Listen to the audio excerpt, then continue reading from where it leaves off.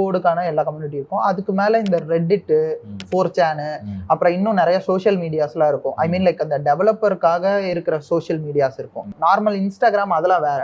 But ஆனா இந்த ரெட்டிட்டு அப்புறம் முன்னாடி ஸ்டாக் ஓவர்ஃப்ளோ இப்பயும் இருக்கு. பட் ஆனா ஆல்மோஸ்ட் நமக்கு தெரியும் என்ன இருக்குன்னு.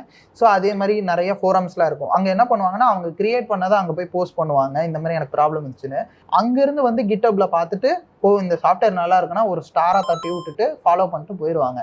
இதனால என்ன ஆகும்னா நீங்க இதுக்கப்புறம் பண்ற சாஃப்ட்வேர்ஸையும் அவங்க வந்து எட்டி பார்ப்பாங்க. பிளஸ் உங்களோட சாஃப்ட்வேரை அவங்க கன்சியூம் பண்ண ட்ரை பண்ணும்போது அதுல இருக்க ப்ராப்ளத்தை ஃபிக்ஸும் பண்ணிக்க தருவாங்க.